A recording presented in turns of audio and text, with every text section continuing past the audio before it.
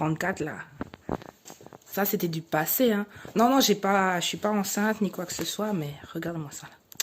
Hi, hi, hi, hi, hi, hi, hi.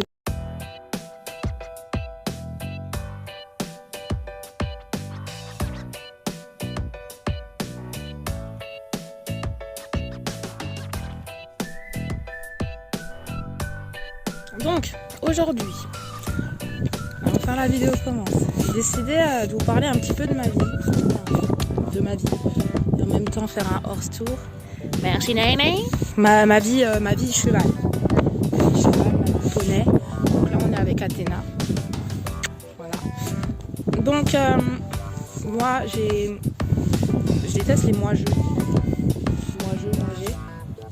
J'ai commencé à monter à cheval tôt.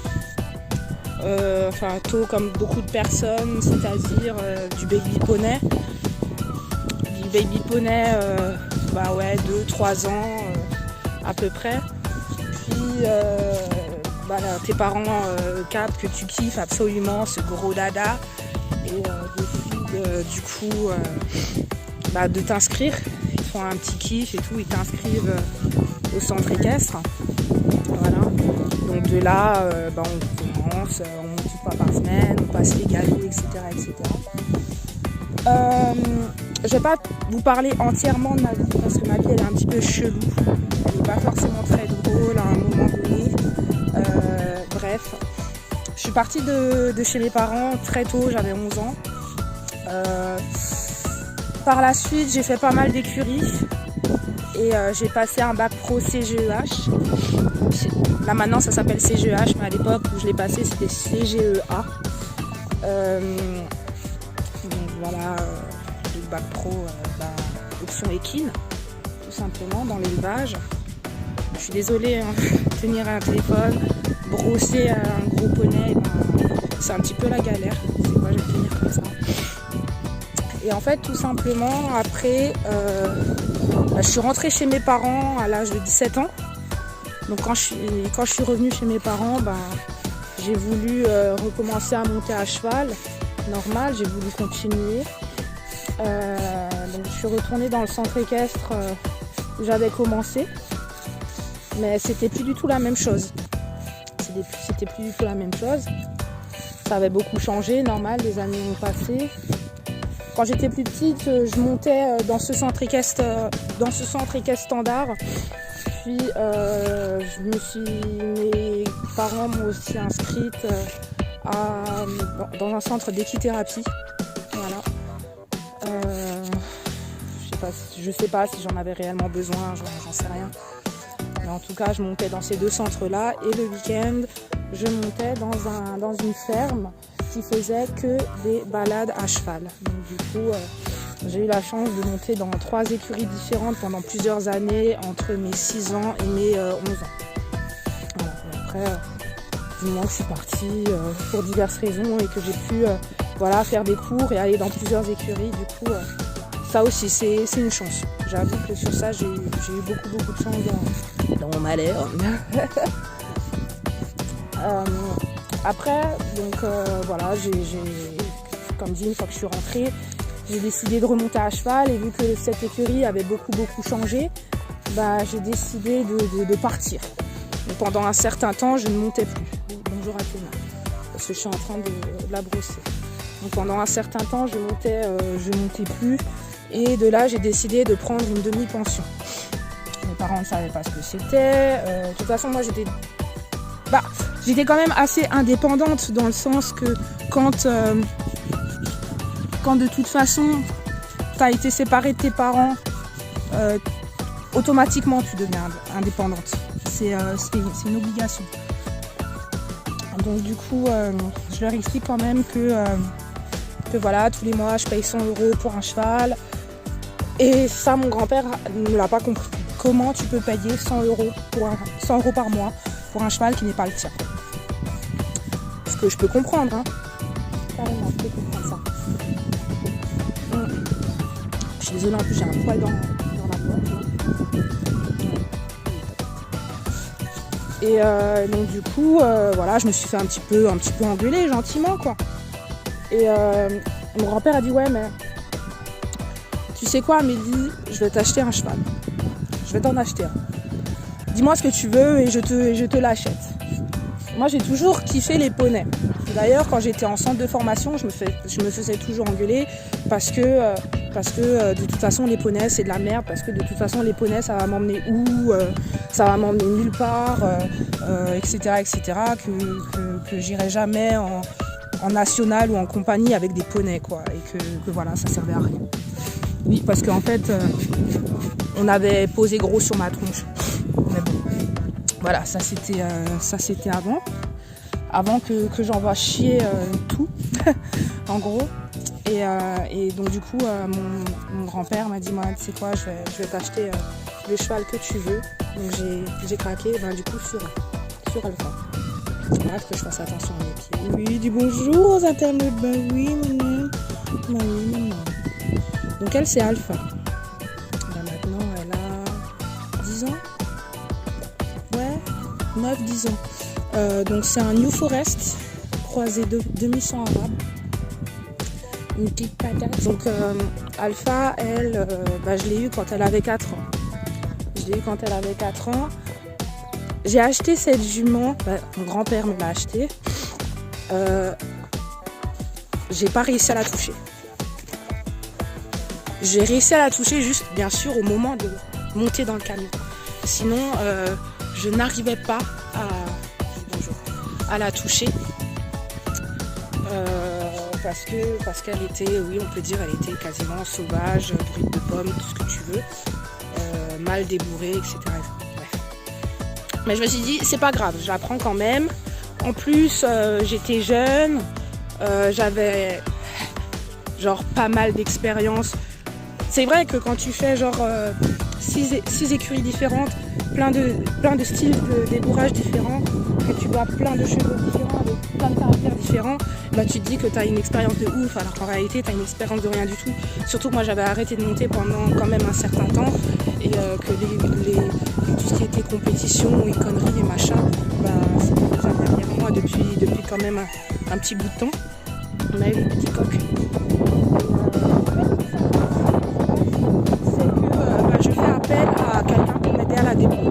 Voilà, je fais appel à quelqu'un qui me sort joyeusement que ma jument, c'était une jument de cirque, et qu'à un moment donné, si la jument ne changeait pas, va falloir réfléchir. Va falloir réfléchir soit à l'emmener au couteau, parce que de toute façon c'était une jument qui soi-disant ne servait à rien, parce qu'elle était trop dans l'excès, trop dans la crainte, trop dans la réserve, etc.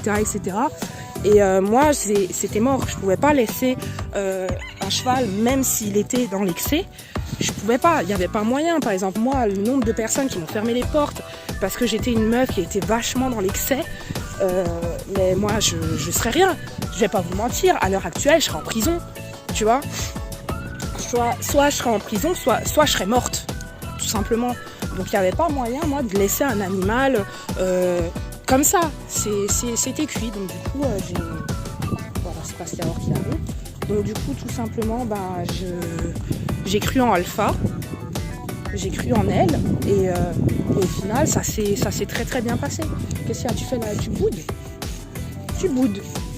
La confiance ça se gagne. Et en fait avec Alpha la confiance je l'ai gagnée parce que ça me fait trop délire. Dédicace à Clem. Donc Orion, ça fait 3 ans qu'il est arrivé. Je vous mettrai quelques photos de quand il est arrivé. Donc Orion en fait c'est le cheval de mon copain. Pour une vraie folle, parce qu'en fait tout simplement c'est sur le bon coin. Donc j'ai rencontré mon copain au bout de 4 mois. Je lui ai proposé, lui voulait monter à cheval, et en fait il pouvait pas monter sur Alpha parce qu'Alpha est quand même trop petite pour lui, tu vois. Elle doit faire 1m40.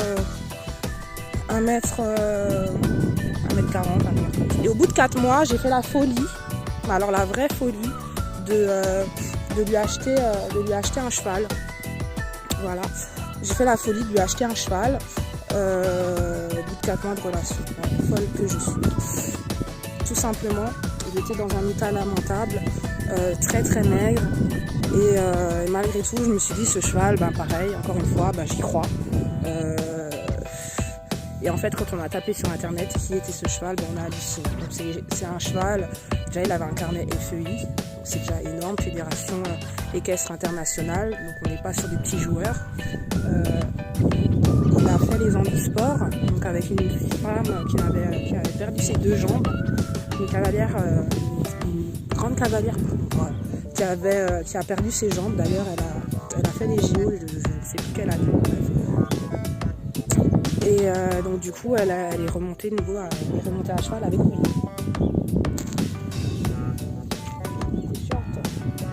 C'est vraiment trop chiant. Et donc voilà, donc c'est un cheval qui est vraiment très gentil, très sensible. Il sent vraiment s'il y a une personne en situation de handicap qui est sur son dos ou ce genre de choses là, il ressent vraiment tout. Et ce cheval il est juste génial, il m'a beaucoup appris. Donc voilà, la mamie, la petite mamie. Donc elle, on l'a achetée pour ma belle-fille. Voilà, on l'a achetée pour ma belle-fille, pour qu'elle puisse monter à poney. Donc elle, c'est une retraitée de centre équestre. On va pas parler tarifs, mais pour dire, tous les chevaux que vous voyez là, hormis Alpha et Athéna, c'est des chevaux qui ont coûté 3 chiffres. Voilà, pas plus. Donc la grand-mère, c'est une retraitée de centre équestre, elle n'a pas de problème particulier. Il n'y a pas de problème particulier, c'est une vraie pétrolette. Je pense que vous avez pu le voir, une fois j'étais tombée et tout. un moment dans la vie, voilà, j'ai voulu ouvrir une pension. Je l'ai fait et ça s'est pas forcément très bien passé parce qu'en fait je me rends compte que les gens m'emmerdent. Les gens sont jamais contents. Et donc du coup avec moi c'est très vite expédié en fait. Je suis très gentille mais il faut pas qu'on me prenne de haut. Il y a des trucs en fait que j'accepte pas. Donc tout simplement c'était vite réglé. Clairement, les gens qui abandonnent leurs chevaux, les gens qui machin, merci, au revoir. Après j'ai voulu faire de la vente de chevaux parce que j'allais bosser dans une écurie de vente. Voilà. Donc j'ai décidé de faire de la vente à mon compte, mais au final, là pareil, ça a capoté. Ça a été... Qu'est-ce qu'il y a? Pourquoi tu n'es pas contente? Donc ça a été pas facile parce que tout simplement, en fait, on peut pas faire confiance aux gens. On peut faire confiance à personne. Et le problème, c'est que... tu m'énerves. Elle va me craquer en deux encore. Je sais que mon afro là, elle est swag, mais bon, elle est confortable, je sais qu'elle est moelleuse, mais c'est pas pourtant qu'il faut mettre par tête. Putain, j'ai fait mon afro là aujourd'hui.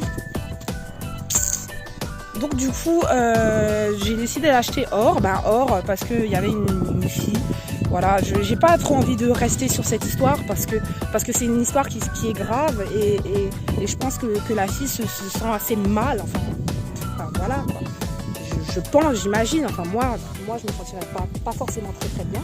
Donc en fait j'ai décidé d'acheter or, un cheval qui a été super sympa, qui a tourné en 160. Enfin voilà, un putain de bon cheval. Donc cette jeune fille voulait passer son BPGEPS. Donc c'est un rêve pour pas mal de filles, pour pas mal de mecs, pour pas mal de cavaliers, de passer le BPGEPS pour devenir moniteur et vivre de sa passion. Le problème c'est que financièrement elle n'avait pas les lovés pour acheter un cheval à 20 000 €, quoi, tout simplement. Donc du coup, je lui ai dit t'inquiète pas, moi je peux t'en trouver un pour rien, quoi. Je peux t'en trouver un, ne t'inquiète pas. On va passer les embrouilles parce qu'il y a eu des embrouilles, bien sûr. Hein. Après, par la suite, une fois que le cheval était là, il y a eu des embrouilles, il y a eu des pétages de plomb, il y a eu des moments où j'ai failli crier, clairement. Mais ça, c'était pas le problème. Bref. Cette personne est partie avec son cheval et quelques mois plus tard, elle m'appelle, le cheval est malade. Donc en fait, tout simplement, le cheval, il était en train de mourir. Voilà, il était en train de mourir de colique à la suite. Et pour le sauver, on a décidé de le récupérer. Parce qu'en fait, le cheval il était dans un garage depuis 15 jours. Donc on l'a récupéré et or, une horreur.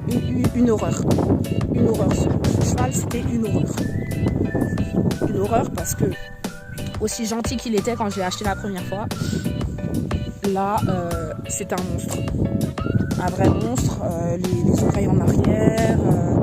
Or, c'est blanc. Vous voyez là-bas. Je sais pas. Ouais, là-bas. Les oreilles en arrière, il voulait me shooter, etc. etc. Quand on l'a récupéré, bien sûr, il avait perdu du poids. On dit vendre un cheval pour qu'au final, t'as un bon pourcentage. Ah, il y a qui se la ramène. T'as un bon pourcentage de chance que le cheval crève. Voilà. T'as un bon pourcentage que le cheval il crève parce que la personne ne sait pas s'en occuper ou n'a pas envie ou a la flemme ou a eu un nouveau copain ou machin, tu vois ce que je veux dire. Donc du coup c'est pour ça que je me dis ouais la vente c'est quoi, c'est même pas la peine.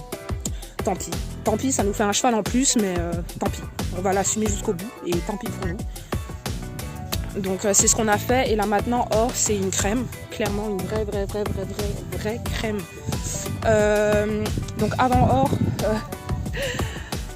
c'était en décembre 2018 il me semble. Ouais, décembre 2018. Bah Seb regarde sur le bon coin et voit ça, cette chose là. Et il dit vas-y appelle. Je savais pas pourquoi, enfin dans un sens on avait déjà assez de choses, on en avait 3 à l'époque. Et donc du coup j'appelle machin. Et genre 3 jours après bah elle était là. Voilà. Elle était là. Et voilà la bête, enfin. C'est du gros n'importe quoi cette dimanche. C'est du gros n'importe quoi. C'est pire qu'un chien, elle est rentrée dans la maison, elle a fait plein de trucs. Tu vois, genre elle prend mon afro pour une paillasse ou pour un oreiller. Enfin, cette jument, elle est hallucinante. Donc c'est hâté. Que voulez-vous que je vous dise de cette jument? C'est du n'importe quoi. C'est du n'importe quoi. Voilà. Donc voici mon cheval tour. Il était un petit peu long, je sais. J'ai grave parlé. J'espère que ça vous aura plu quand même, un petit peu. Et je vous dis à très bientôt. Si j'ai encore des cheveux. Voilà pourquoi je porte des perruques. Ma nouvelle lace wig. Bon les gens, je vous fais plein de petits poutous. Et je vous dis à demain certainement. Allez faire un bisou. Ciao ciao.